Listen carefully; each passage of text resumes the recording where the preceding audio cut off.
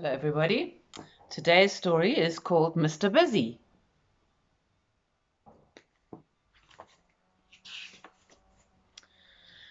There has never been anybody quite like Mr. Busy. He could do things 10 times faster than you and I. For instance, if he was reading this book, he'd have finished it by now.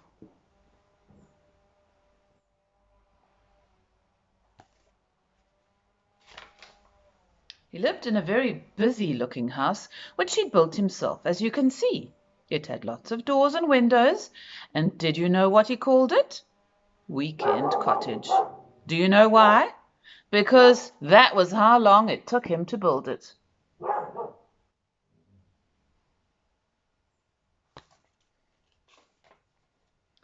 One fine summer morning, Mr. Busy was up and about bright and early at 6 o'clock. He jumped out of bed, had a bath, cleaned his teeth, cooked his breakfast, ate his breakfast, read the paper, washed up, and made his bed and cleaned the house from top to toe, by which time it was 7 o'clock. Busy, Mr. Busy.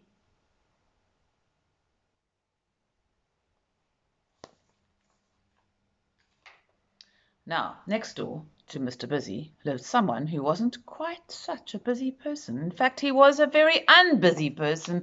His name was Mr. Slow.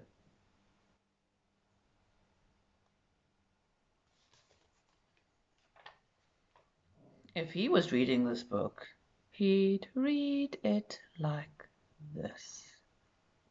And he'd be still on the first page. And that fine summer morning at 7:05, when Mr. Busy knocked on his door, Mr. Slow was still fast asleep. He'd gone to bed for an afternoon nap the day before, and somehow he hadn't woken up until he heard Mr. Busy knocking at his door.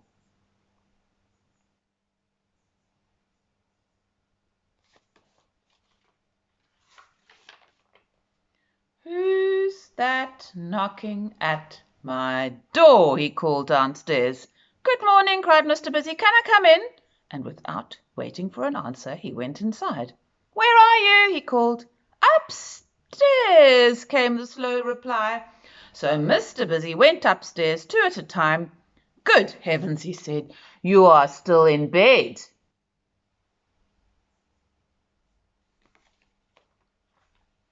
And he made Mr. Slow get up. And he made his bed for him, and he cooked his breakfast for him, and he cleaned his house for him. Poor Mr. Slow. He hated being rushed and fussed.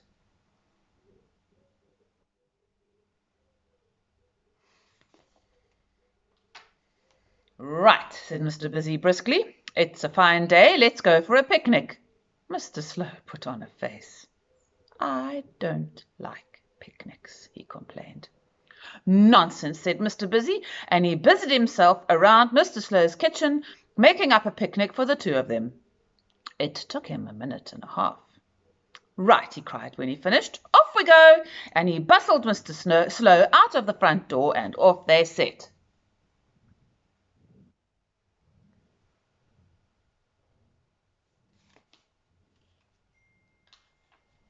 As you can imagine, Mr. Busy walks extremely quickly, and as you can imagine, Mr. Slow does not. So by the time Mr. Busy had walked a mile, do you know how far Mr. Slow had walked?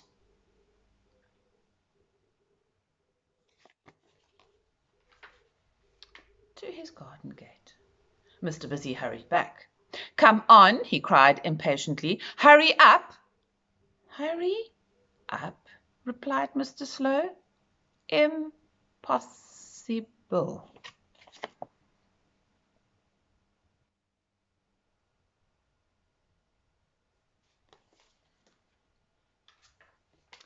"Oh, all right," said Mr. Busy. "We'll have a picnic in your garden. Wait a minute, though," he added. "The grass needs cutting."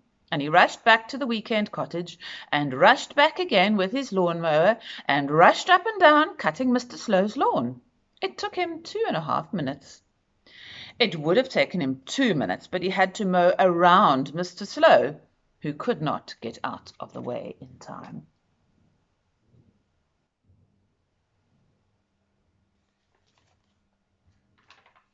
"Right," cried Mr. Busy. "Picnic time!" And together on that fine summer day they had a fine picnic. Well, actually, Mr. Busy had a finer picnic than Mr. Slow, because he ate more quickly, and he had most of the food.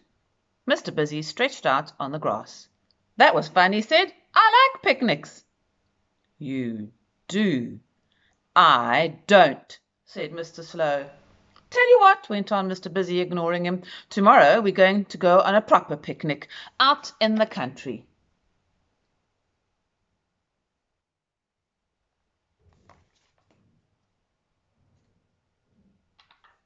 Mr. Slow pulled a face. "And," went on Mr. Busy, "in order to do that, and get you out into the country, I'll have to call you earlier than I did this morning." Mr. Slow pulled another face. "See you tomorrow, then," said Mr. Busy, and he went home and he cleaned his house from top to bottom.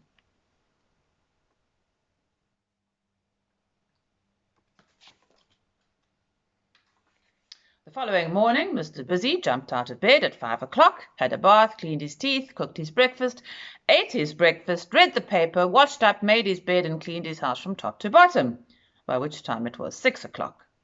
He went and he knocked on Mr. Slow's front door. Come on," he cried, "time to get up and about. Picnic day."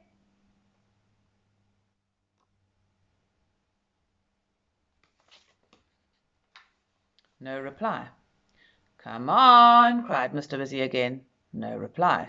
Mr. Busy went inside, and went upstairs, 3 at a time, and into Mr. Slow's bedroom, expecting to find him in bed.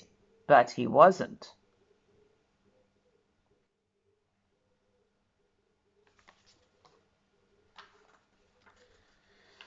He wasn't anywhere upstairs, and he wasn't anywhere downstairs. "Bother," said Mr. Busy. "I wonder where he's got to." Where Mr. Slow had got to was under his bed, hiding. He didn't want to go on any picnic. Not he. "Bother," said Mr. Busy again. "That means I'll have to go on a picnic all on my own."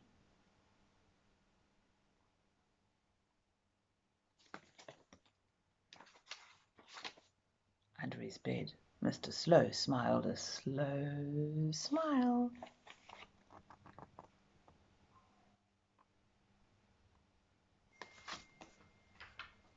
"What a good idea," he said, and he went to sleep, snoring very slowly.